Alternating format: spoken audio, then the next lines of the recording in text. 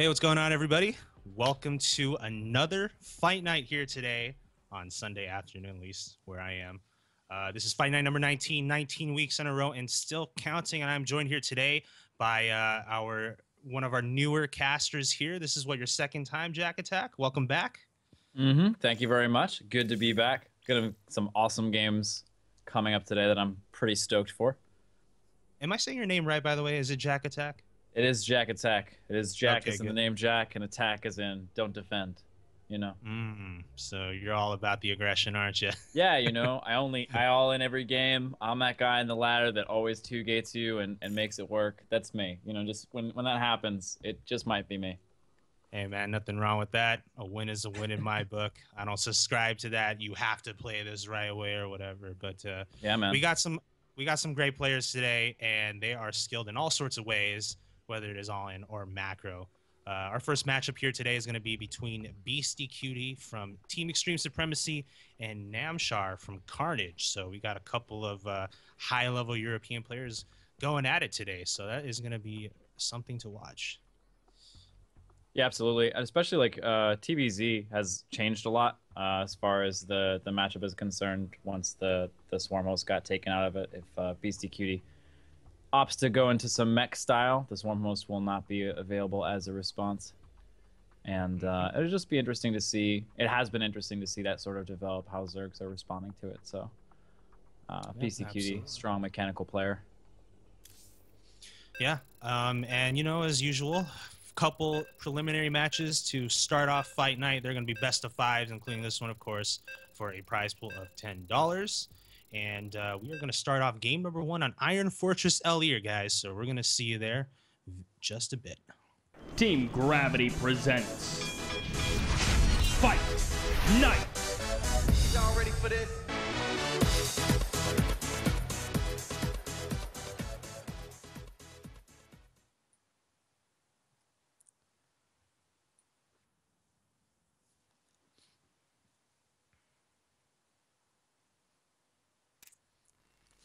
All right, guys, here we are. Iron Fortress LE is going to be our first map of the day.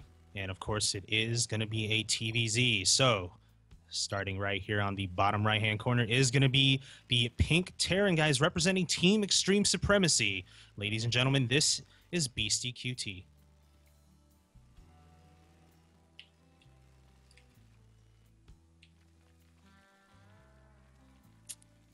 And Jack Tech. And we have in the top left-hand corner of our screen the blue Zerg representing Team Carnage. It's Namshar.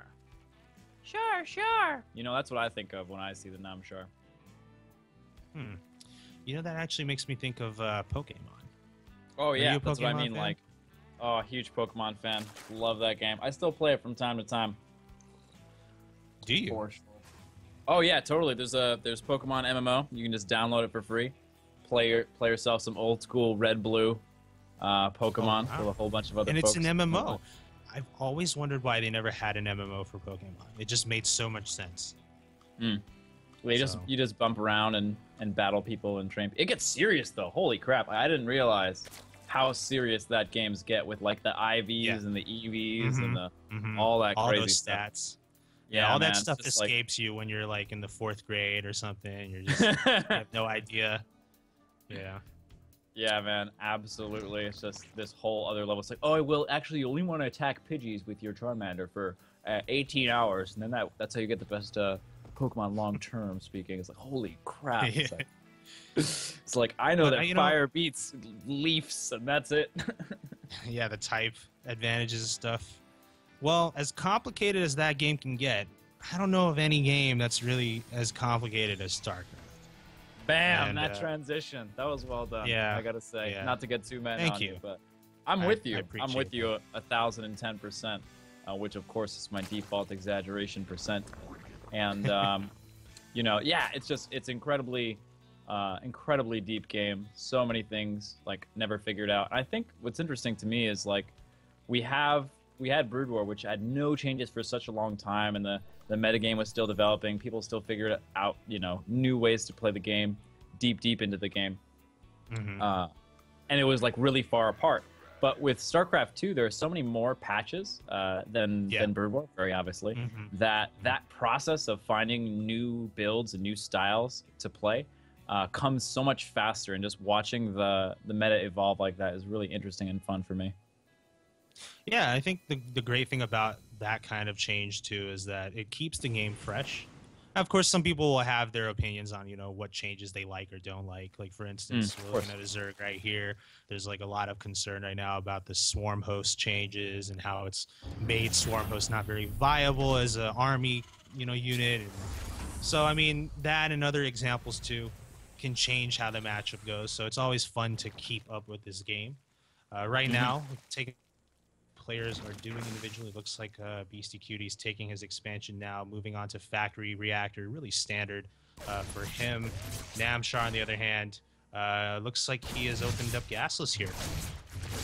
Got a couple of Reapers coming out, doing a little poking, but not too much getting done. Both players microing very well there, keeping everything alive. No crazy jumps into the main. You can see Namshar is very much prepared for that to happen. Not a lot of areas on this particular map for Reapers to get too much done. I mean, and really, you just look at the scouting, it is non-existent for Beastyqt. The fact that both queens are out at that point in time and they have the same amount of energy can tell him that it is actually a hatchery first opening, so he has that little bit of information. Aside from that, kind of difficult. Ooh, nice jump. Excellently deflected there. And no information at all from Beastyqt to figure things out. We'll see if he ends up dropping a scan, but more likely just follow up with the usual. Reactor Hellion, do some poking, try to defend. Ooh, nice little move over here. Pushing those queens out so that way you can take this third. I think one thing about Beastyqt is right now he knows that it's a gasless opener because judging by the queens, like you mentioned, also just no speedlings are out at this moment. It's already 6:30. There would be speed if that was kind of on the mind of the Zerg. But of course, I'm sure what Beastyqt wants to know, and it just isn't in position to find out yet, is the gases. He doesn't know exactly what Namshar is doing as far as gas mining right now, because it's very telling at this point if Namshar is going to go with like Muta or something, or go more with something as not as gas dependent as Roach, which is in fact what he is going for. But there's a third base being made, and that also is going to be, you know, a huge tell for the Terran. Yeah, absolutely. He's following this up with some Banshee harass as well. This is a bit of a force here. He should be able to focus some things down. The dance continues, the age-old dance of TVZ. Usually, a lot of times, this happens around the edge of the creep, trying to defend the creep. But this map has it so that the battle ends up being at this third. And it is a little bit difficult here. We have about one transfuse per queen, so he should be okay. Nice micro from both players here. And going to keep things alive. And finally, these queens have done their purpose. They've stalled out long enough to get the roaches out, and things will start to look very nice for the Zerg until that Banshee gets in here. Yeah, and looking at what the Zerg is doing right now, I don't see Roach speed being upgraded, even though the lair is finished. So it suggests to me that that's probably Roach, that is not probably his long-term goal here. Probably just made for more defensive purposes, perhaps. He is getting +1 Carapace right now. No weapons upgrades yet, but we'll see. Oh, no, he's getting range, so he may stay with Roach just a little more. He is still adding on to that count, though, but still waiting to see if he'll get that glial reconstitution. Now, we do have the two factories coming down and the armory. Of course, the Hellbats are out, so we are going to see a mech game from Beastyqt pulling back now with those Hellbats. And Namshar has secured this third. Very difficult thing to do. A little bit of dancing. Gotta, you know, any moment in time there where you make the wrong move, you can get overrun. But so far, things turning out quite evenly. Yeah, you know, usually on a lot of the other maps, it is a hard thing to do. I feel like on this one, it's a little easier. And you kind of mentioned this too, Jack Attack, just how the map is designed, where really most of the harassment is going to be funneled through that third. So you don't really have too many places you have to cover. Also, I think you can open gasless on this map a lot better. Like not as much room for Reapers, like you also mentioned, to just dance around everywhere. So really, Namshar here can play a little more economically, and that's kind of what we've seen out of him. He's on 63 drones right now, and starting to get all moving the in for the upgrades. attack here. We've got a lot of Hellions coming through here, and this is going to be difficult. He'll be able to accidentally basically clear out some creep tumors. Just killing him with the splash damage here.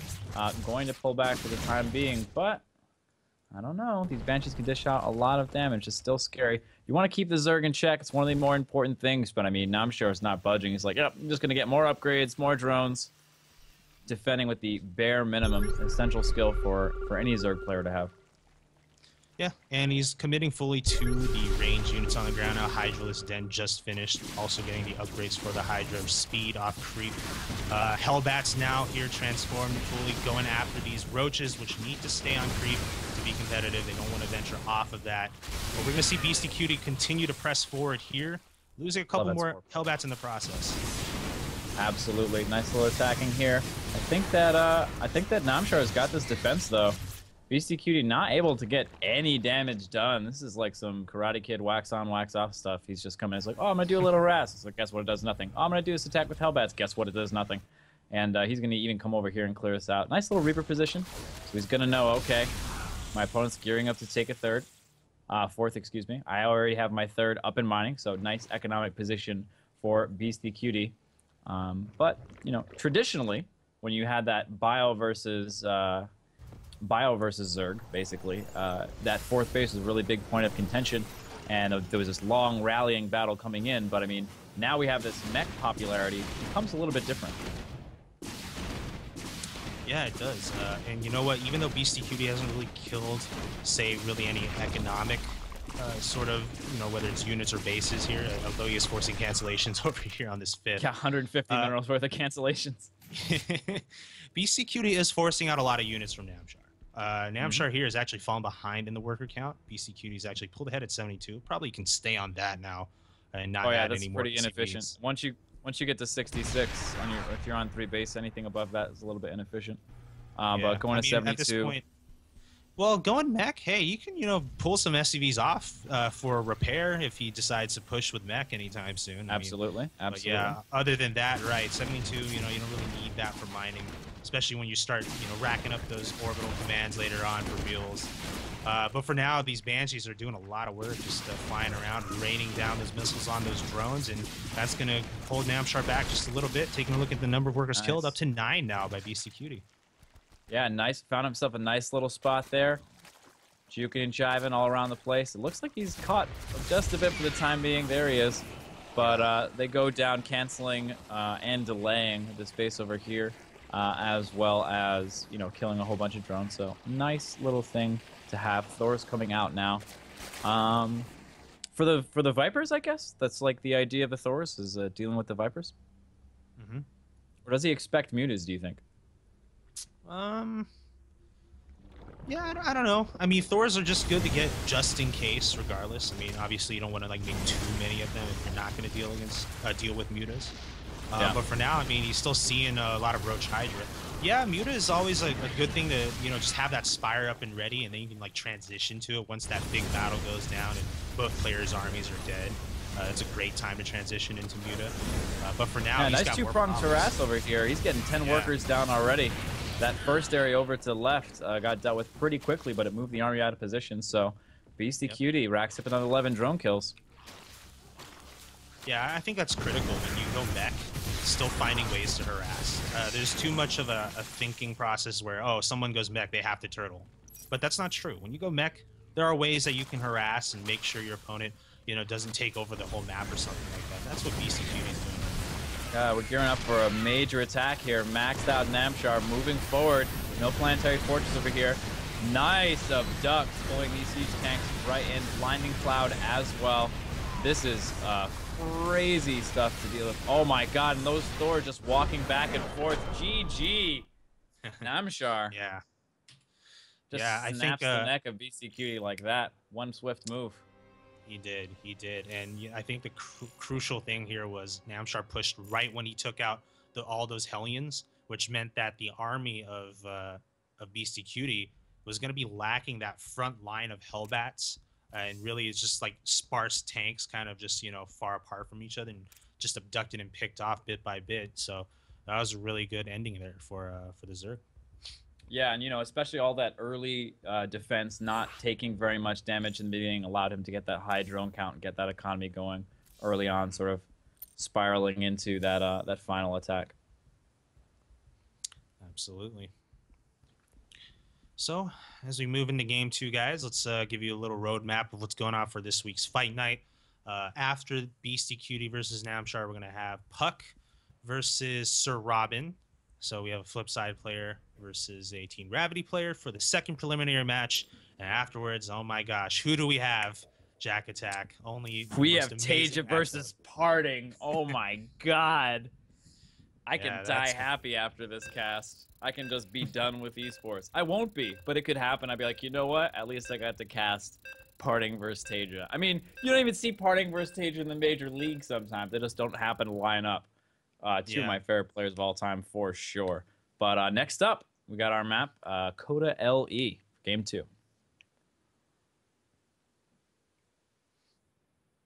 Right. Okay, so, well, we're going to have TVZ on this map, 2-player map. Starting on the upper left-hand side is going to be the now green Terran player. We have a lot of color changes here going on. Playing for Team Extreme Supremacy and currently down 0-1, guys. This is going to be Beastyqt.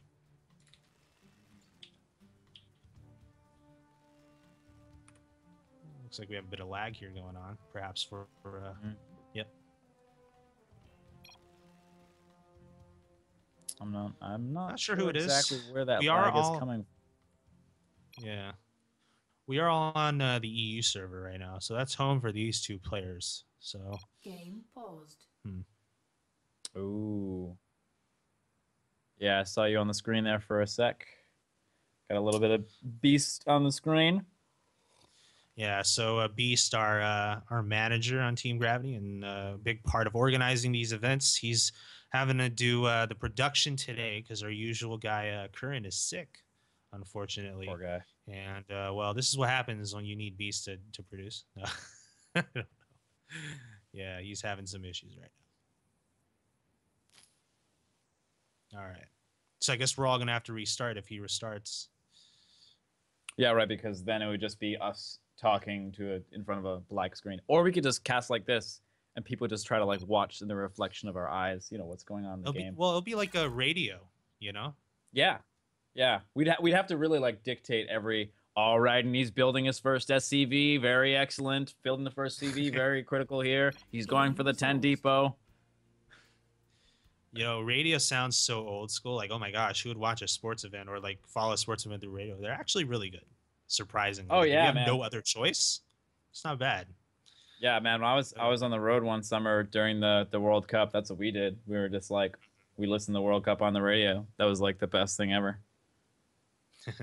Yeah, I've watched a few football games, American football games, or not watched, I guess, listened, and it wasn't bad. And while driving, it was sufficient. So I don't know if we'll have to resort to that, but it does look like our observer is lagging out of the game right now. I don't even know if we're still coming through on the stream. Do you know? Okay. Stream's good. Yeah, I think we are on the camera though, so people are seeing our lovely faces. But hey, while this is all going down, I think this is a great opportunity to talk about some of the new things that have been happening for us here on Team Gravity for Fight Night. We have a brand new sponsor now. Of course, we've always had Hitbox.tv as a sponsor, which is why you guys are all watching it here. And they have been basically financing most of the, actually everything for the most part. All the show matches, the prize pools and everything. But now we have a new partner on board with us. It's called Spawning Tool. You guys may have heard of this website before. They're a service where you upload replays, and you're thinking, well, that sounds like what a bunch of other websites we've seen before. What's so special about them? Well, Spawning Tool is a website where they don't just analyze games, one by one, where you look at the APM and how well the macro was on what kind of league level. It's not just like that. They analyze trends throughout multiple games. They basically come up with statistics on metagame for individual professional players. It's such an amazing resource. Have you had a chance to take a look at it, Jack Attack? Oh yeah, it's awesome, man. I even made a video about it previously. So, big fan of spawning tool. One of the cool things that you can do is like, say you're having trouble with a certain build on a certain map, you can just go ahead and say like, okay, I want to replay where Puras does a blink all in on 3 base against a Zerg and loses on this map, and it's like, all right, cool. Yeah. How are the Zergs dealing with this particular attack? And you can go through, watch those replays, see which strategies they're using, which ones are successful. You can be like, oh, 67% of the time, this strategy is effective against it, you know? It's pretty sick.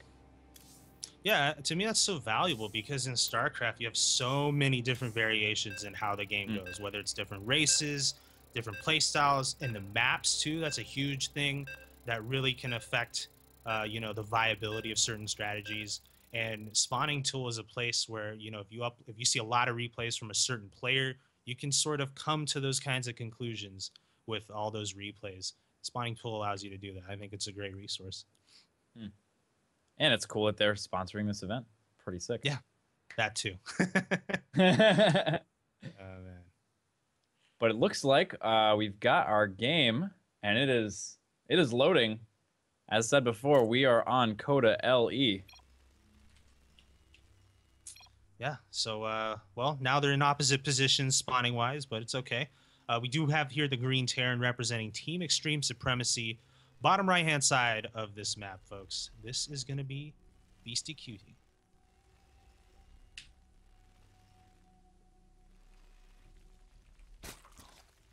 And we have in the top left-hand corner of our screen, representing Team Carnage, it's the Blue Zerg, Namshar. He will be building an Overlord on 9. So Jack Attack, last game you did, you know, allude to how Beastyqt tried all kinds of different harassments. Didn't really get too much done. My thinking was, well, you know, he didn't kill a lot of workers, but he did force out a lot of units. I guess it's fair to say that ultimately that wasn't enough. Well, I think a big part of it is that he didn't force out a lot of units early on. Like, Namshar was able to make just a small group of roaches and then go ahead, and we have something way more important to talk about.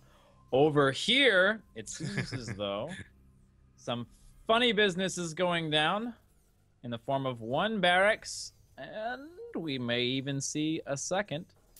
The Overlord will not scout this, as it is very much out of the way. From this positioning, it looks... I mean, he's got 2 racks, right? So it's going to be, you know, bunker, Marines, all that kind of stuff. It couldn't possibly be Reapers, right? Well, not without gas. There's no gas being mined by Beastyqt at the moment. But I will say the positioning is kind of interesting. I mean, he built the first racks on the high ground. Yeah. I don't know what that reasoning for that is, because then the Marine has to walk quite a far distance. So I don't know what to make of that. Okay, well, I guess you can do that too. Yeah, so maybe it's like, okay, if he scouts at this time in the normal area, he won't scout my first barracks, and I'll make it a second. You know, this is some seriously deep stuff. And we have no scouting going on, other than the fact that this second SCV is going to get scouted as it goes past the Overlord, so it might be a small hint to Namshar. 2 SCVs coming towards my base. Should know what's going on, and he does go ahead and scout it. First bunker goes down. This is really critical point in time. He's got the 2 SCVs to defend. Double bunker going down. Yeah, trying to get into a sneaky position there. Total gigantic pull here, and that is not going to be good news. But in the meantime, that bunker over there is getting finished. Nobody is attacking that SCV. More Marines rallying in. The bunker is finished, but can he get his units over there? It's going to be difficult. Oh, he gets a surround on one of them. One of the Marines goes down. The other 2 doing quite well. Nice micro there by Namshar, pulling back the weakened drones, and oh my god. Wow. Excellent defense. But in the meantime, unfortunately, guess what? The bunker's up, and that's absolutely horrible to deal with. Those drones were out of position. And he even sent another SCV down to build even more bunkers. A big part of this is having that spine crawler in the exact correct position. If it is in the correct position, it will be able to hit that bunker without the bunker being able to hit it back.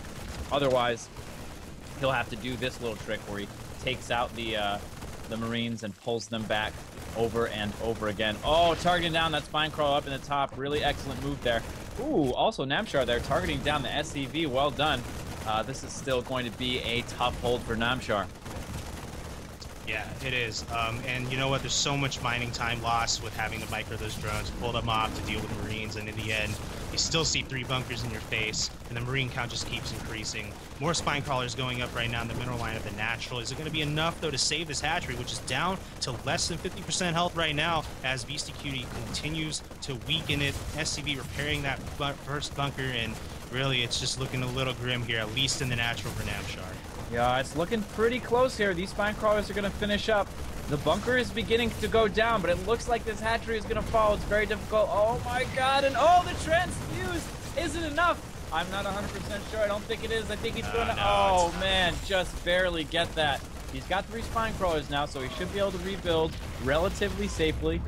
Taking a look at the economies of both these players, the worker lead is ahead for the Terran here. Ooh, nice little move. Catching, oh no, and he's moving the other one into position. He's absolutely going to lose that, and he makes that top spine crawler vulnerable. A bit of a misplay there, and this is going to lose him that top spine crawler, and potentially the game here. There's not much left to defend for Namshar. This is a game-ending play right here by Beastyqt. And really, you know, even though the worker counts are the same, without that second base as Zerg, you're just going to fall behind. And that's assuming you can even secure the natural to retake your second base anytime soon, which it doesn't appear to be the situation here. Last spine taken out as well as a drone, and now the Marines are going to start moving into the main base. Even if you can defend that main base, the Terran's going to contain you for a while. This is not a good situation for Zerg at all. The spawning goal now is, well, actually the drones, just go after those. Yeah, well, you know, when you have only drones to fight the enemy, you know you're an unhappy little Zerg. And that's the kind of Zerg that Namshar is right now. It looks like he's just gathering his... Then that's the GG. There it is. Yep. And, well, Beastyqt pulling a little proxy out of the book there to help even up the score. It's now tied 1-1 between the 2 players. Absolutely. This is a best of 5. Is that right? Yeah, best of 5. So we still got 3 games potentially left here. No game-winning game or match-winning game coming up just yet. Next map's going to be Vani Research Station. How do you feel about TVZ on that map? I feel like T loves that map. I feel like Terran generally does enjoy playing on that map. I will say that. But, you know, I think that was probably more of a thing early on in the season when that first came out where, you know, a lot of players had trouble defending drops and stuff. But now I think players have gotten a little more used to it. They'll, like, prepare, you know, certain types of units, you know, mutas or something on patrol to help intercept or just limit where the medevacs can go. So I think players have adapted pretty well. We'll see if that's going to come into play here for Game 3. And considering that both players are tied, I think it's in a pretty important moment in this best of 5 series. Yeah, especially, you know, psychologically, when you're 1 game away from defeat, it can be very difficult to deal with that. And in the same way, you know, it depends what kind of player you are. You know, there are certain players that when they get behind, that's when the switch is flipped and they're on. They're like, okay, no way, I'm losing this game, and they get in the zone and they pull out some crazy comebacks. So, you know, it's a lot about the individual psychology of the player and how they deal with the downswings of competition. Yeah, some people really do only get that sense of urgency when they're really down against the ropes and they have no other choice. So I don't know, but neither player's in that situation just yet, and we'll be moving into Game 3 really soon. Let's take a look at the poll right now that's going on in Hitbox chat. What match are you most excited for? So I don't know. What do you think, Jack Attack? Well, I mean, is this a question that really needs a poll to answer?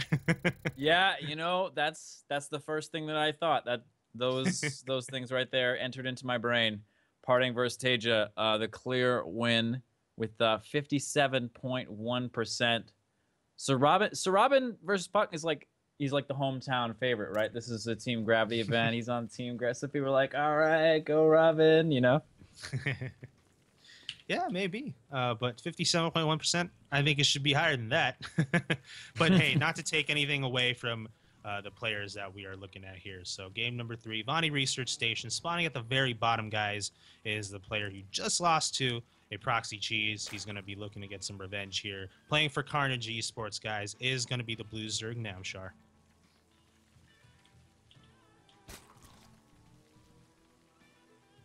And spawning in the top side of the map, representing Team... Oh, God Supremacy. It's Beastyqt. Is it Elite Supremacy? Team Elite Supremacy, yeah. TES. You know, it's funny. They have that funky looking T in their clan tag because they can do that on EU. I don't know what letter that is or what alphabet. That's intense. We don't have the benefit of that in NA. I'm jealous. No, we don't. We just have boring old regular, you know, T's. That's it. T's. That's 26 letters. They even have exclamation points. You know they have exclamation points? You know, I just feel very limited. I feel limited, and it's, you know, it makes me feel like, you know, that's the reason why, you know, the American players, you know, sometimes they don't do as well against European players. It's like we're just working with less letters. It's like having less. It's just not a good thing. Yeah. It stifles creativity. I'll say that. Blizzard. Keeping us down here. Down with the man. They're constricting us to alphabets. Makes us very sad. All right, but this is you know, an earlier pool from Namshar, so yeah, you will be a little bit, you know, could get some fanciness done in here. Could try to swing in, do some speedlink stuff. Very sort of unlikely. More just using the speedlinks for map control, which is always nice to have, as this map has a really easy to take natural and a very fast, easy wall in for the Terran. Yeah, I mean, it's really narrow ramp. Not really easy for anyone to get anything inside anyone's bases. That goes for Terran, too. You know, if they try to go with a little Hellion run by later on, well, that ramp is a lot easier to plug with just a couple queens. And that, we don't see Namshar here opening with, you know, gasless going for that 5-queen style because he just doesn't necessarily need as many to open. That'll allow him to get his speed up faster. Looks like he is pulling off, so no quick tech options over here. I have seen some of the Zergs take this this third base a little bit earlier just to get the creep spread going, and to have that third base a little bit easier to take. I think Namshar going the more standard, the more usual route of taking that safe in main base, as it were. Yeah, last week when Cybert and I casted Fenner, he was opening in the opposite direction as far as expanding. I mean, he was going towards that gold base and didn't end up taking that in-base expansion until, I don't know, as like maybe 4th base or something. So, yeah, I mean, some Zergs do try that. Not the case here. And then we have that typical reactor factory follow-up here for the Terran. Yep. Allows them to get that map control back from the Zerg. Speedlings are pretty good at getting map control. He's made 12 Zerglings so far. I don't know exactly what he's looking to accomplish with them. He's moving them out on the map. He might try to, you know, maybe get an early surround on these Hellions that are coming out. Other than that, I don't know exactly what he'll be able to get done with them. Yeah, I mean, he's not going to venture inside. And then I believe he did pull off of gas back at home. Yeah, he's not mining gas anymore, so it's not going to be like some really crazy, aggressive Bane bust or anything like that. I mean, these are just the speed things he's going to make for a while if he can help it.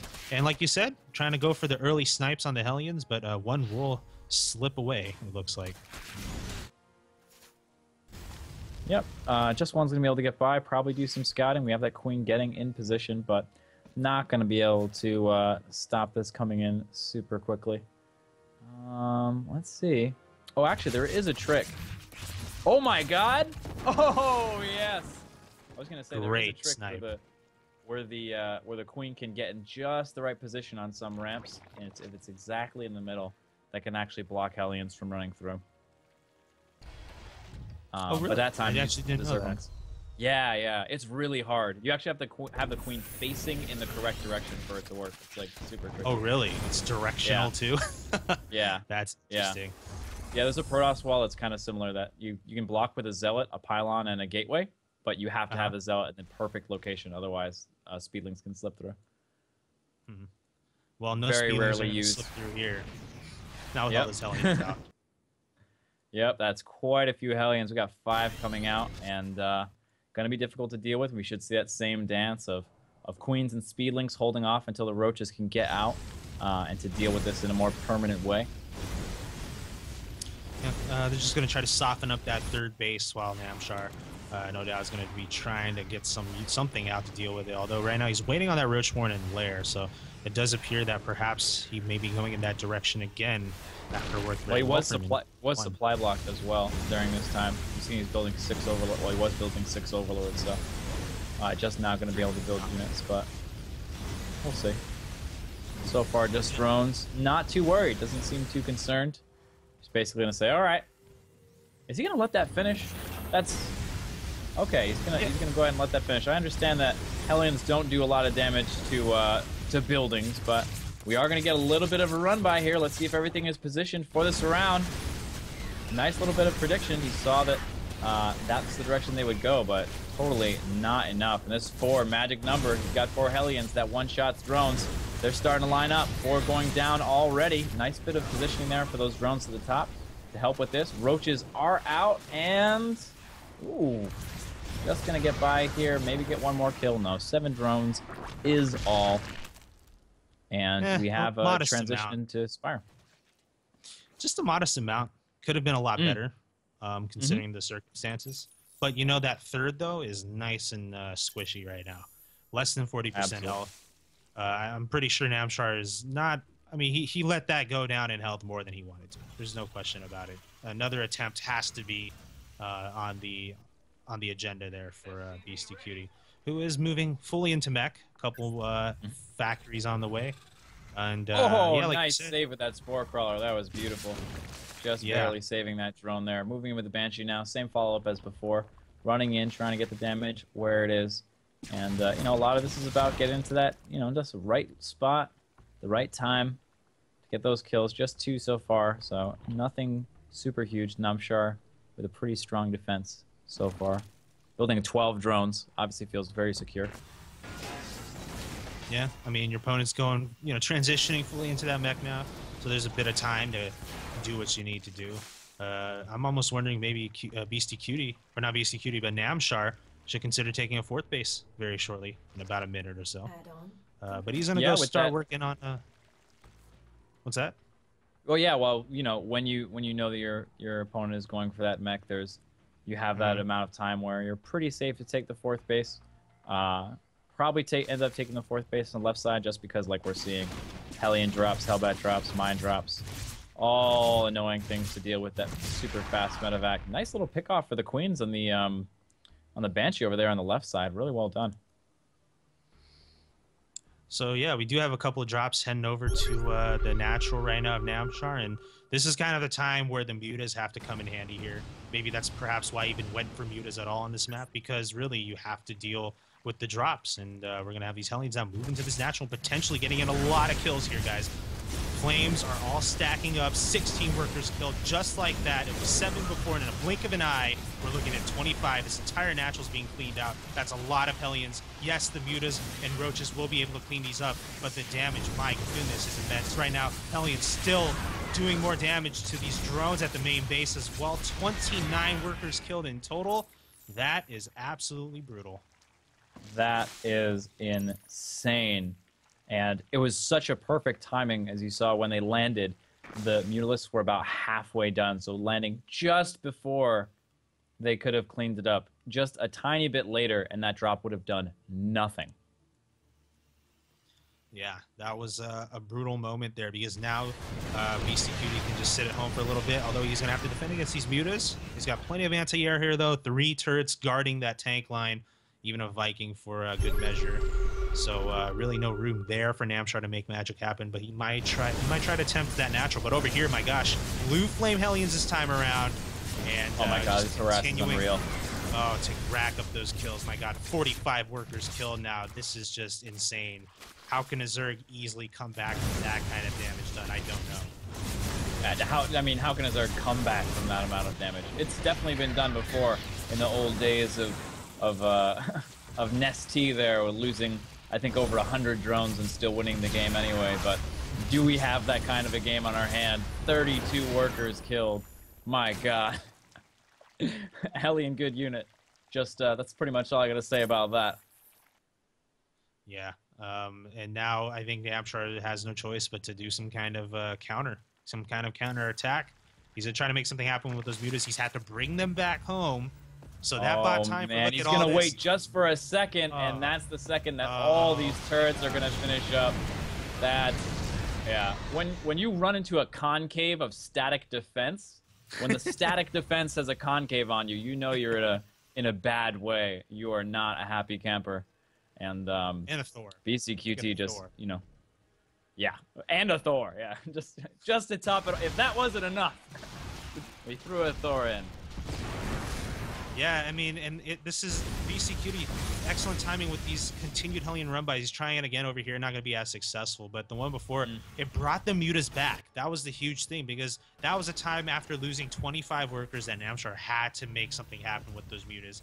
And then instead of doing that, he had to bring them all the way back home to defend again and still lose another 20 workers on top of it. It's just, this is spiraled out of control for the Zerg. Yeah, absolutely. It's very difficult to come back from this position, though, but not impossible. Just difficult. He's going for that infestation pit now, and this would be the time where you say, ah, yes, with Swarm Host, he will be able to come back, but no, not this time around. And Thor looking for a really big hit there. Doesn't get it. He keeps going back to this position over on the side, but it is so well defended. Now we're gonna see a couple Hellbats being dropped. Helldrats drops. Third base. Blue Flame Hellbats, couple of them. Not gonna do, you know, crazy amount of damage unless they just sit there for a while. And a lot of these drones are in red health, so it got kind of close. One more blast. Probably could have just really. I mean, still though, 66 workers killed in total this whole game. Namshar really is just kind of. I liken him to like a cockroach running around with its head off. Yeah, you know, it kind of feels like that. Namshar has been able to bring up the supply to 178, but it's still going to be difficult here. He is at an upgrade disadvantage, and the total size of the army of Beastyqt running through, and as Artosis says, the most cost-efficient composition. Mech is coming down to hit you in the face. There's not really much to be done about it. Really nice positioning here. Moving in before tanks get sieged, which help a little bit here. A little bit of magic boxing, pretty solid. But I mean, this gets cleaned up super quick, and everything of Namshar's is dying. And that is it. Beastyqt, master of mech, harassment of everything, takes the game. That was brutal. I mean, yeah, he brought his supply up to 178, but it was mostly mutas. And then you have just a sea of Thors and Vikings. Like, I don't know. Yeah, that was just the extra thing too, right? Because you expect to see the Thors, and then it's just sort of like, oh, you build Vikings to kill. Oh, crap! You know, that's just the end of it all. Yeah. Look at just. I mean, you guys can't see this, you know, while we're out of game, but I know that Jack Attack and I are looking at this score screen right now. 168 workers created this whole game by Namshar. That's a lot more resources in Larva you want to dedicate to workers than you would want to. Absolutely. Yeah. Oh yeah. I don't know. Sometimes I like to build 163 workers as I get a pretty fast remax when I do that. You know. Yeah, at that point, you just build a bunch of spine crawlers and then do like a spine crawler trick, 230 over 200 or something. Yep. I mean, at that point in time, if I've got 163 workers, you know, we're looking here like 324 supply. That's, you know, it's quite a bit of supply. Yeah, it is. Just need time. Just need time, that resource. Just no rush, 50. Yes. I got it. We'll be good. I'll have the super army. Well, with that, game number 3, Beastyqt does take control of the series. We're heading into match point right now with him up 2-1. Game 4 is going to be on Echo LE. Yeah. Beastyqt wants 1 minute to think. I've never actually heard that before. 1 minute to think. Yeah. He's just like, I got a bathroom or something. But yeah, usually I wonder, like, how many times do people just need a minute to think and they type like, oh yeah, I gotta go to the bathroom, and then it's like, yeah. how am I gonna do this game?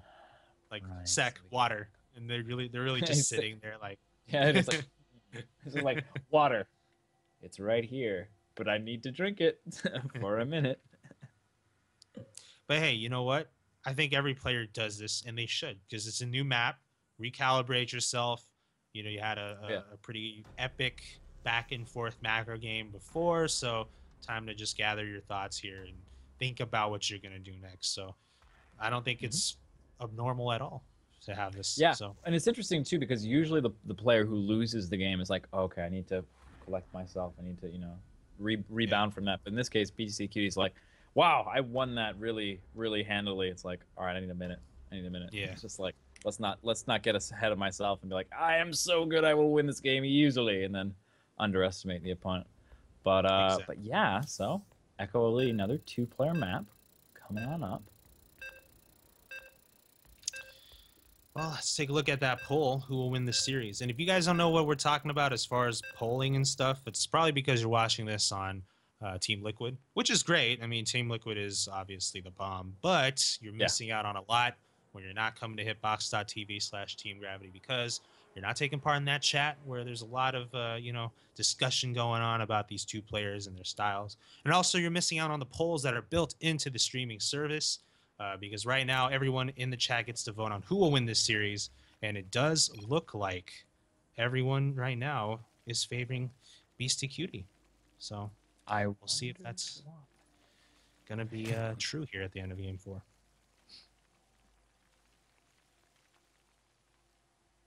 Well, Game 4, Echo LE, guys. Spawning down here on the lower right-hand side is going to be the Red Zerg representing Carnage Esports, and he is facing elimination here. He needs to stay alive to push this to an ace match. Ladies and gentlemen, we do have here Namshar.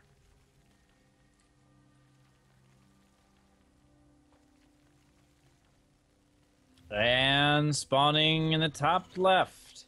He killed about 10,000 drones last game. Will he be able to exceed that number this time? It's the Green Terran, Beastyqt.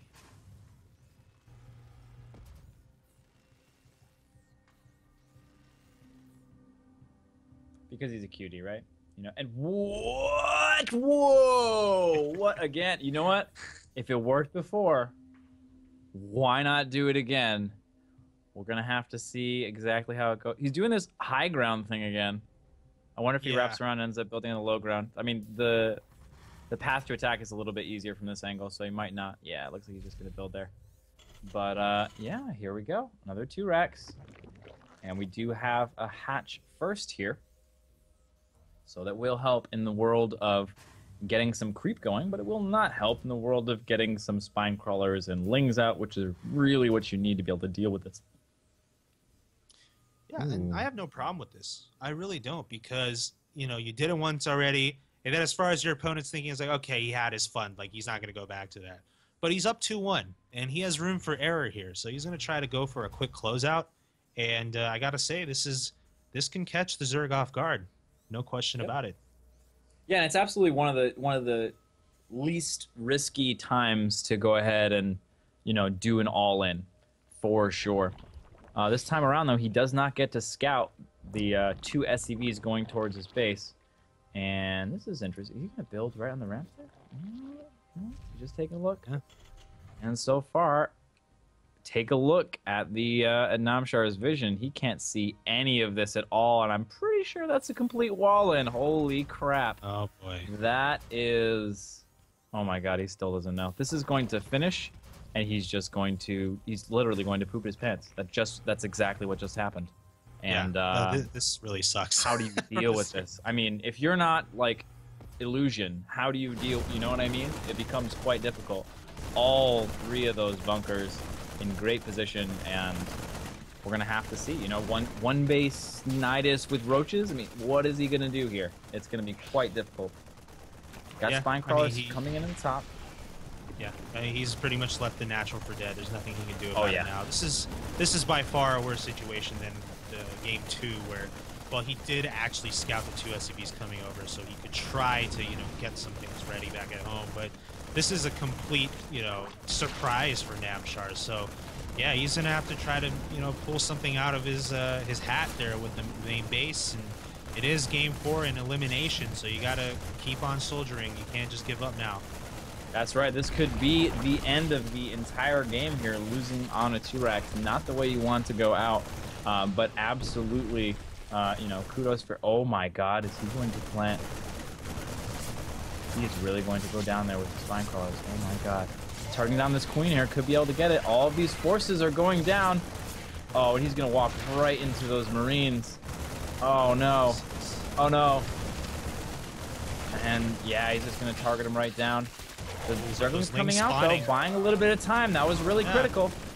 1 down, 2 down. Oh, no, and he's lifting it up again. Oh, man. This is so dangerous. If these Marines had known and popped out at the right time, this would have been all over. Holy crap. So much repositioning of these spine crawlers. I don't know. Yeah. I don't know how smart this is. He's losing a lot of potential damage here. Yeah, this 3rd spine crawler is almost dead. I mean, I think you just really need to get those in position to attack the bunkers like we see here. So, you know. Yeah, he just did not have memorized the exact location you need to be putting these spine crawlers in. Yeah. He's missing out on that. He took a lot of damage as a result. But this time around, he did. Oh, and he's gonna do a nice little run by here.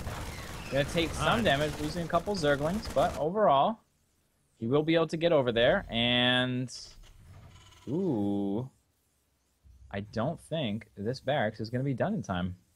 I almost want to see that SCV. Oh my God! Oh my gosh! Oh, Those lings man. get in. This is huge. This This is huge. Oh And my Beastyqt God, GG's. Namshar. Oh my. Oh my God. goodness! What just happened? What just happened? I don't know, man.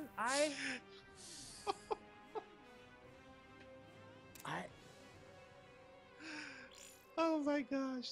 I don't know. You know, Beastyqt is a much better player than I, so, you know, I always give the player the benefit of the doubt, but I don't know if I would have left there. Man. Don't know. He had nothing. He'd have had to pull SCVs, and then he would have suffered some crazy damage. I guess he would have to. I mean, he would have 2 bases, assuming he can hold it, and he can drop mules from then on. But that was wow. I thought it was over for Namshar. Yeah. But those lings got it. Oh my goodness. Well, you know what we got coming up next, man? We have the favorite map of all players everywhere. Inferno Pulse. Oh, yeah. You know, this is interesting. The veto system, right? Like, there should be some maps that are taken out, but this one wasn't. I think this was a situation where both players were like, the other guy's going to veto it. The other guy's going to veto it. And then neither. Oh, yeah. That's the, you know, the veto meta. Oh, yeah. Yeah. There's meta that too. I don't know if Spawning Tool can track that though. That's the next thing on their That'll list be next, of things. man. when we have automated tournaments and like the whole veto system and all that is like worked into the game, yeah, Spawning Tool will figure out a way to collect that data. You bet. Oh yeah. It's a good idea. You can put me on the credits for that, guys. Droopy thought of it first.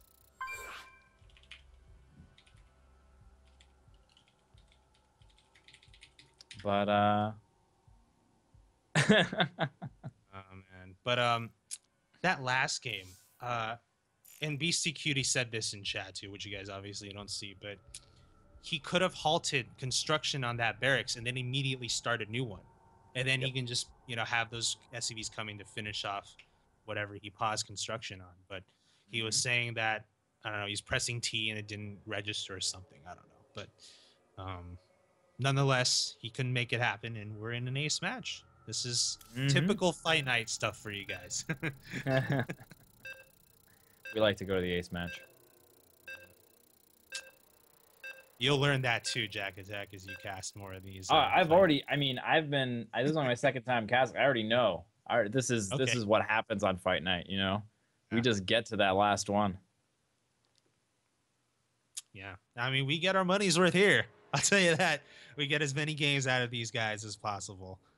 So game 5, here we go. Infernal Pools, everyone's favorite map.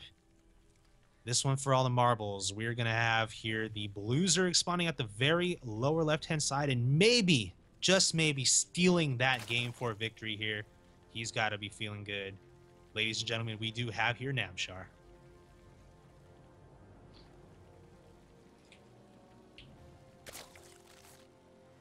And spawning in the top right-hand corner of our screen.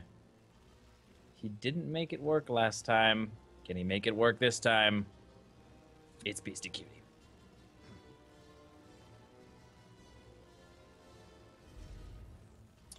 Well, it wouldn't be making it happen by way of proxy racks, at least not on a 4-player map. And they're in the cross position, so... Which is nice. Yes. We might get this nice long macro game in cross positions here. Always dreading those potential close position spawns. Yeah.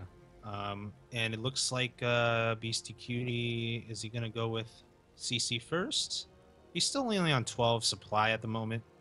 No, he's got to be a CC. He's queuing up workers, though, so... Oh, yeah, that too. I'm thinking yes to the CC first. Mm-hmm. One of the cool things about going CC first on a 4-player map is your opponent won't necessarily know you're going CC first for a while, so you may get a nice little advantage from it. They won't be able to react in time. He's gonna go ahead and be safe. Throw that CC up on the high ground, just in case of any shenanigans that helps you. In case of any sort of wild 6-pool action, which is pretty rare, but, you know, Proxy 2-Rex is pretty rare as well. We already saw 2 of those. Yeah. Yeah, I was going to say, you know, this is game 5. You don't want to mess around. I've seen too many players suffer like that ace match. They kind of get a little, not to say that careless, but they just don't think that it can happen, and it does. And then they lose the series for that. They won't, I mean, they got to be tossing and turning in their sleep after a series like that. So, Beastyqt, like you said, playing it safe. Yep, just nice little position here. Nothing crazy like 2-hatch before pool coming out of the Zerg here. Just following up with the usual extractor and spawning pool. He does only have 1 in gas. I wonder if that's... yeah, he's keeping that in there for a while, so I think... He's going into this, all right, he's 1 in gas, 2 in gas. Maybe the next one he queues up will be 3 in gas. This kind of very specific delay of gas. So instead of going all out in this sort of gasless style, just going for a little bit more specific gas to sort of get that mineral count up. So maybe this is just more endemic of that safe kind of play. Like he doesn't want, he wants to mine more minerals, but at the same time, he's too, you know, he doesn't want to skip the speed entirely, so he's just gonna get a little bit later. So yeah, especially again, with this this ramp so far away from the creep on the natural, really difficult to deal with. Right. You're gonna need at least a tumor and then several buildings, several queens to really plug it up. So speed on this map definitely, more helpful to defend against Terran aggression. Yeah, natural ramps don't get too much bigger than that. Matter of fact, I'm pretty sure they don't get any bigger than that. That is the size. Well, if you remember, the first map that comes to mind is Metalopolis. You remember how big that opening was? Oh, yeah. Or Zelnaga Caverns. Yeah. Yeah, and if I remember correctly, neither of those were, like, even high ground naturals. They were just kind of the same as the rest. Yeah. Isn't that how Zelnaga was, too? Yeah, Zelnaga was the same way. Yeah, that was crazy. You had, you know, the Tasteless Secret Hallway and the John Common Knowledge Hallway hanging out there as well, you know. You never know when you're going to make that happen. Ooh. Yeah. Roach Warren Evo Chamber coming down here. Lair as well. And I think it was more sort of... And a sneaky third as well. So, fancy stuff all around for everyone. But, I mean, fancier for Beastyqt. Let's be honest. If there was a contest who's more fancy, Beastyqt would win that right now. Yes. I mean, the third CC timing is normal, but... Of course, the decision to put it there is, of course, a little fancy, as you say. But of course, when Namshar does scout with the Overlords, he's going to be curious as to what's happening here in Beastyqt's base. Like, okay, you don't have a lot of production facilities, but you also don't have a third. Well, I mean, two is it's another way to take advantage of the fact that it's really hard to scout when your opponent's that far away. Wow, Yeah. that was nice. Beautiful blocking. Absolutely beautiful blocking there. It doesn't even take any hit points from the Zerglings. Ooh. And even throwing out a Viking here. Smart move. And the thing is, it's not that this single Viking is all that weird, right? You know, like building a single Viking to clear Overlords, you know, and Overseers in this case. You know, Pult did it a long time ago, and most of the Tyrants picked it up and said, oh yeah, it's a pretty good idea a lot of the time. But he is going to go ahead and morph this Overseer so he can get that speed in there. And dart in. He should be able to see what's going on in time. It's going to be pretty close, though. It's going to be a lot of this base that he doesn't get any vision of. Yeah. So, I mean, there could just in the definitely be a dark third river. CC down, and he wouldn't know it. He does scout, you know, a couple of factories, but again, not all that telling. Yeah. And that's always, you know, really scary for a Zerg. You don't know what's necessarily coming. You just kind of have to play from your gut. Now he's going to see, of course, 4 Hellions going after that third base. A couple of drones getting roasted right off the bat, 4, in fact. But with some roaches in tow, shouldn't be too hard for Namshar to be able to hold this. And yeah, more roaches arriving as well. Yeah, and they're gonna run in, and you know, contrary to Namshar's position, Beastyqt gets a great scout, gets to see pretty much all of the creep, and know exactly what's going on, what he's dealing with, so he can react appropriately. Namshar, though, feels pretty safe, droning up, getting the upgrades going, and we do have the mech of Beastyqt with the double armory coming down. Hydralisk Den in response from Namshar.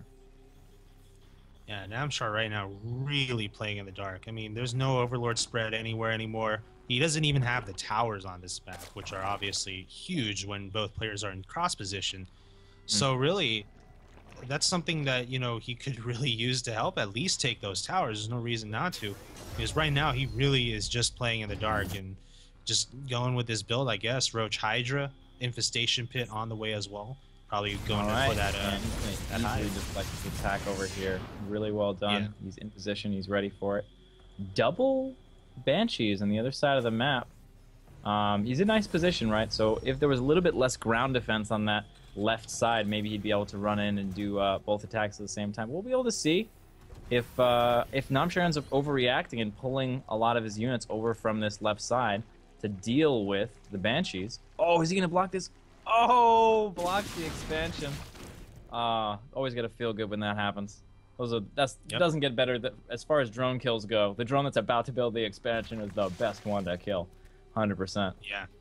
And then on top of that, taking out some freshly laid tumors as well. That's always like a great thing for Terry. Absolutely. In position here, trying to stay very carefully. Nice positioning here, just out of range of that Spore Crawler. And the roaches, though, pushing out. No double-pronged attack for Beastyqt this time around. Yeah, Beastyqt is, you know, just staying a lot more conservative with his harassment here. Just going to use these 2 Banshees. He did do the Hellion run-bys earlier, but they didn't get too much done. Namshar, but you know what? One thing, though, that Beastyqt is lacking on his upgrades. He is putting, you know, quite a bit more right now into the harassments, but he is starting his 1/1 now on the double armory, as well as the blue flame for Hellbat Hellion. Oh, and this is going to be hard to defend. I'm pretty sure he's going to have to cancel this here. Hydralisks and Queens both very slow off creep. I love this cancel rebuild. If you can just barely get it. Oh my god. Oh man, so well played. I mean, he does lose the minerals, but he keeps the drone alive, so that way the expansion doesn't get delayed as far as timing goes. And a lot of time, that's worth the 75 to 150 minerals it takes to do that. Yeah, because it's pretty far too. It's not like it's just your natural or just third. You have to walk all the way to the center there. So yeah, keeping that drone alive is crucial. It's a good investment. 5th base on the way as well too, and looks like Beastyqt may be just heading over there to check on it. Yeah, absolutely. He is going to go ahead and get very close to where he would scout it, but not close enough.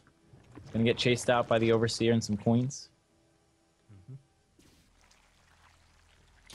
But, I mean, in the meantime, though, yeah, this base over here, it has been mining like Third, crazy. right? I mean, he's gotten so much income. Yeah, the Ninja third. I was just gonna say, like, at some point, is Namshar gonna try to look and see where the Terran's expansion is? Because he goes over to this third and he sees, you know, the one in the normal spot. See, there's not really much going on there. So that can't be the third. So at that point, if Namshar can find the ninja, that could really help his cause. as long as Beastyqt keeps him out of range to be able to click on the gas or the minerals, he's not gonna know. And taking his island expansion as well, really great move. He should, as the mech player, have control of the skies. So it'll be difficult for anything to get over there, or rather unlikely, right? He could send the Overseer. We got a big attack coming here. The Vipers are going to be critical. Will he go for the abduct to the Blinding Clouds? Double abduct, and the all of the tanks in the area are gone. Got a couple on the high ground, starting to siege up just now, getting that reinforcement in. Really nice flank over here with the Hellbats from the bottom. It's going to push back this attack. Reinforcements coming in, but is it going to be enough? These tanks are in great position, really difficult to attack. Just like a huge concave of tanks here, all spread out. I mean, Beastyqt played Starbow for a while. This is looking like a very Starbow tank spread kind of a deal going on. And there's a big deal going on here at the gold base of the Zerg. Well, not anymore. Everything's gone. The Hellions wiped everything out here. We're up to 19 workers killed by Beastyqt. And they want seconds, man. They're going for it. Now the oh my god. Well, man. Oh, this is just brutal right here. The Hellions do get surrounded. The worker kill count is up to 29 right now. You know, Namshar went for this one big attack with the Roach Hydra. Didn't even go when the 2-2 was finished, so it was a little premature, I think.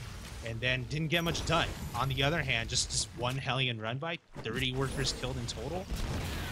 That's rough. Yeah, and you know, you have to be a little bit of surprise as Namshar going into that. But like, okay, he's on 3 base. I should have like a macro advantage here. I should have like the bigger force. And all of a sudden you see like, oh, he's got a couple of tanks, and it's like, oh man, behind those tanks there are more tanks. Behind those tanks there are even more. I was like, how do they have that much stuff? You have to start getting a little bit suspicious at this point in time. Yeah. Well, then again, like you said, he hasn't seen the minerals or the gas at that planetary fortress. And even then, there aren't even that many workers mining there. The information denial from Beastyqt on this play has been amazing. Yeah. Oh my god, he's going to go and get some more kills. He's going to even turn to Hellbats. Maybe just kill these spine crawlers straight up. Yeah. Oh, man. I think Namshar this game has just been playing so much in the dark, and it's just really not worked out for him. It's difficult. Yeah. And he's going to clean this up now. He's going for the Greater Spire. He's building 18 Corruptors. 3-3 for ground is finishing up here for the missile attack. Also going for Burrow, which is kind of an interesting move. Ooh, going to catch some of these units out of position. Luckily, Hellions are pretty fast. Lots of scans coming down. Really like that at a Beastyqt. Lots of scans, wants to know exactly what's going on, wants to get the timing on everything. Hey, he can afford it. He's got plenty of command centers. He can get away with that. And yeah, I mean, he has been playing with a lot more knowledge of everything on the map, much more map control than Namshar is this game. Namshar's getting his creep spread, you know, pretty well now. It's about halfway through the map. Maybe could be better at 19 tanks minutes. Are not sieged just yet, and they're still there. It is. They're sieging now, pulling back here. This is one of the ways to slow down a mech push, force the siege up, but he's taking a little bit too much damage there. That number of Roach Hydra, even if the tanks run siege, the Thor is helping out, the Banshee on top as well. Namshar just doesn't have the units he needs here, but he is close to max, though, so he's going to have to bring everything together to deal with this. Blue Lords over here are going to be a critical piece of this composition. He's got to protect them. Got to keep them in a nice position here. There are a fair number of Vikings out here, so he's in a... Oh my god, the Thor can reach this hatchery from the high ground. That is something I did not know, and now I do.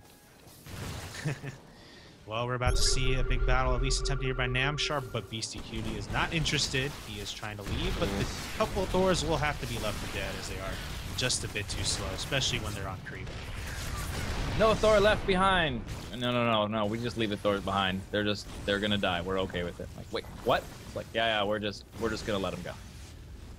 And finally, Namshar scouts the sneaky base. Like, yeah, how did you mine this out already? You just dropping mules a lot? It's like, no, I've had it the whole game.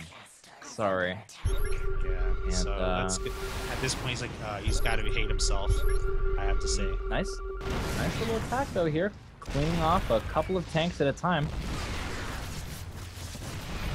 You know, to peel things off from the army. Nice point defense drones. The main fight is over here. He's got to keep these broodlords alive, and it is very difficult to do. They do get a nice volley through. Oh, he's got to watch out for that. Oh, moving in, almost enough. And yeah, he is pushing back here. Namshar pulling a rabbit out of his hat. In the meantime, though, we do have an attack down at the gold base. But I think the big story is this main engagement here is just really difficult for Beastyqt to deal with. He's run out of energy on most of his ravens. And I say that in a giant few of ravens come in to defend, but there's that defender's advantage. It is real. Absolutely. That's the thing about Berserk. And he can't run away right now. This is not an option. That's very true. More of these corruptors arriving that will be able to help out the cause, get some room for these broodlords to leave if necessary. But yeah, that's the one thing about going for Skyzer. This kind of composition, there's a lot less mobility. Reinforcements come slower. Map control is not as easy to get. And you let things like this happen. Siege tank harass over on the left side. And in the main, oh my god. It's like, you know what, 3 siege tanks? You just go ahead and attack. Like, wait, what, really? Yeah, they're my harassing siege tanks. 3 siege tank run by. Yeah, you know, there was once a time before the 4 Brofester hit squad, and now, you know, the 3 siege tank run by. Popularized, of course, by Beastyqt here on Team Gravity Fight Night. Sponsored by Spawning Tool and Hitbox. Nice little surround here is going to clean up that squad, but not before they get, you know, 18,000 or so kills. Finally, Namshar is ready to do something about this. Gonna go after the SCVs first, looks like. Now he's gonna focus down on that command center, and you can't lift off, so otherwise the corruptors will have a field day. So his base is left for dead. Looks like Beastyqt is heading down the right side now with his army, and well, there's not a lot to attack for him just yet on that right side. No expansion. Not really. He has to go pretty far before he can get any sort of decent damage and on creep, unless he goes all the way around here. But here we are. Namshar is going to see this coming. His main, he's got 5 broodlords over here. That's kind of all he can do to ground forces. He's got some roaches and queens, so that's not going to be able to hold up to this force. He is way out of position here. Oh my god. And the scans. These Vikings are going to come by and be able to kill all the broodlords. That is absolutely devastating for Namshar. Yeah. I mean, the broodlords are wondering, where the heck are the corruptors? Well, now they are trying to go in for some of that friendly fire damage with the Seeker missiles, get some of that Sky Terran, but not enough. Still plenty of, well, Ravens, but not plenty of energy, I guess. So they do have to leave some of these units to die as they escape. Yeah, nice hit on a Seeker missile. In the meantime, though, the main base is just getting absolutely destroyed. This main attack of the siege tanks, and it's just, you got out of position with the broodlords and weren't able to deal with it. It's just really difficult to do. Like you said, that lack of mobility with that Skyzerk army is just crippling. Yeah, I mean, you don't usually say that a Terran player has the mobility advantage when they go back, but this is kind of that one exception. Yeah, right. And so yeah, we're there aren't too many right now slower than mech. Yeah. But he is There's moving plenty here of with queens queens. around. Lots of transfuses. Not happening just yet. Oh, there we go. We got the transfuses now. They're coming down. Broodlords as well, going to help clean this up. And you know, Namshar, that was a really rough attack to take. He did lose his fire, and it's going to be pretty difficult. So he's going to have to keep this Broodlord force alive, which isn't so different than before, right? You know, keeping these Broodlords alive is really his one chance for victory. He's got to do that. But the critical thing, too, is that he cannot add to his Corruptor account just yet. So as he has to fight the Sky Terran, if he loses those Corruptors, he's in a lot of trouble. Oh, and all these Seeker Seeker missiles going off as well. That is absolutely devastating. Ravens are pretty awesome in dealing with this particular thing. He's got plenty of them to deal with. Nice little moves here with the Seeker missiles. It looks like he saw that. He's doing. Oh my God, 2 of them still making it. Blue Lords are very slow units, super hard to deal with. He even preempted. He saw that coming. He still could not escape with all of his Blue Lords. Oh, I got Blue Lords. Oh, he's gonna make it out. Oh, that's adorable. But in the meantime, Hellbats. Hellbats, okay. They're just gonna kill bases straight up. Ooh, plenty of drones ready to be roasted over there too, but I guess Beastyqt doesn't Oh, wow, they're see just it. walking right into though that. he sees. It's like, all right, Easy sees. come over here. And then he's gonna see the rest too. Oh no, they're all just running now. 70 workers killed, by the way, by Beastyqt this whole game. Just He's been doing good with the workers killed. Big attack coming over here on the side.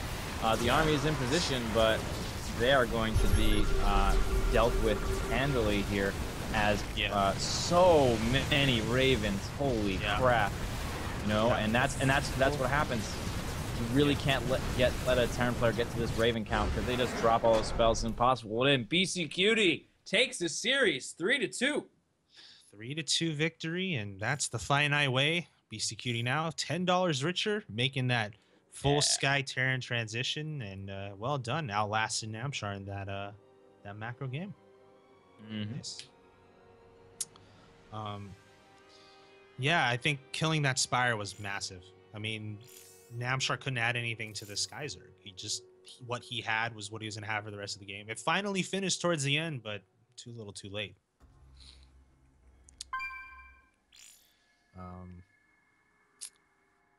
Looking at the chat, somebody asked. All kinds of fun little stuff there. Just running the full gamut. Sneaky base. He's doing some cheese, doing some macro games. Sky Terran, mech, whole deal. He plays well to the map. You know, he went CC first this game, just thinking, okay, this is a big map. We're probably far from each other, and it worked out well for him.